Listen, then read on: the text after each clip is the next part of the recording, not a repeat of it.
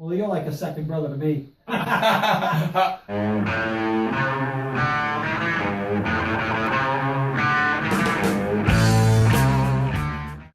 Hello there, welcome back to the shelter. I'm T-Time. Next to me is Douglas and B-Man on the other side. Tonight's show, we'd like to discuss Black Mamba, or Mambo Jumbo, Kobe Bryant, The Muse, a documentary about Kobe Bryant's trials and tribulations on and off the basketball court. And we'll get to that.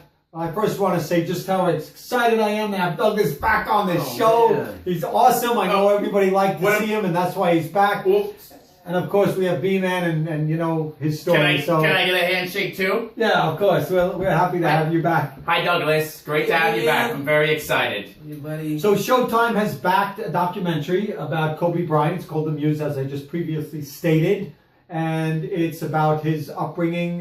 They're releasing it in a week or two. Yeah, on the 28th, February 28th, Saturday. The problem I have about a documentary, it should not be written and controlled by the subject it is about.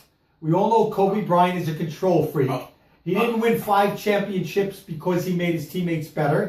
He doesn't trust people, and that's the only reason why he is even in the editing room, because he has to control everything. So how are you really going to get a good flavor of that player when that player is controlling what's going to be on the screen? This is ridiculous what you're saying. You can't win an NBA title without controlling. You can't win a title in any sport without controlling. He's a 5-time champion, 2-time NBA final MVP. Shaq won 1 ring without him, 3 rings. Excuse me, 3 rings with him. And even though Shaq was the dominant force, the number 1 option, Kobe was always the guy taking the shots down the stretch and getting anybody. Let me say this, you don't need to go watch the film. Because we all know Douglas knows all the information. So he's going to give us some tidbits. Really? About the Mumbo Jumbo man. No, it's Black Mamba. That's the correct name. Black Mamba. You know, it's funny, Thomas, you said flavor, and I got some jelly beans. And I didn't know if you knew this, but, you know, his dad's name's Joe. Joe Jelly Bean Bryant.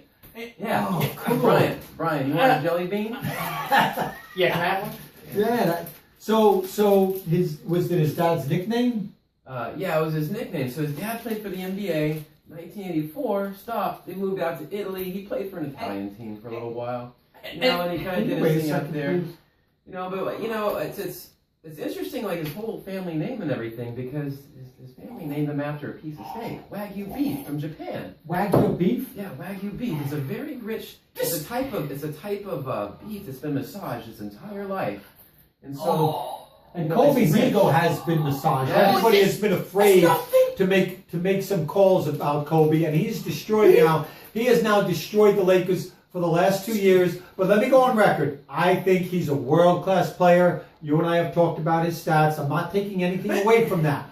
My problem is when you look at a lot of documentaries, Dr. J did do his own, but Larry Bird, Sebastian Telfair, Hoop Dreams, many more athletes have done documentaries where they did not have to control what was going to be on the screen. Well, but he's inputting his stuff about him. Why can't he have a say in it? Those guys had a say in it too. He's an excellent player, probably the second best shooting guard ever, top 10, and he should have won more than 1 regular season MVP award. Larry Bird, among others, has said that people have a biased opinion about him. They're finally realizing how good he is. 17-time All-Star, 12-time NBA All-Defensive Team. Okay, but this show is not about questioning his talent. How many hours does that man have in the editing room?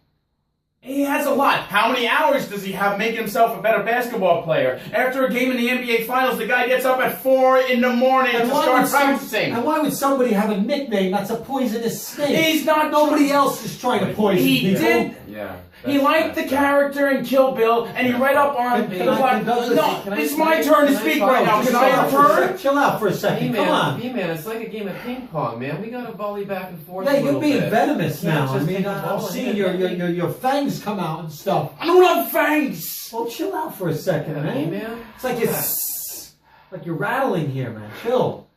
So, you know, I find it interesting because if you look at the definition of a muse, you know, a muse isn't actually a woman. So, like, why would they name a documentary about a man who has all these great accomplishments?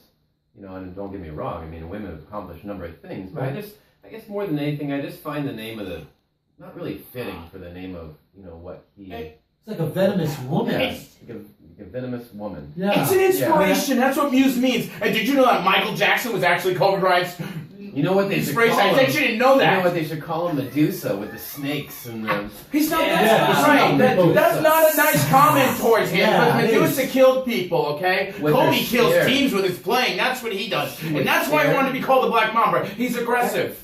Anyway, you don't need to go see the film. You got the info here about the Muse on Showtime.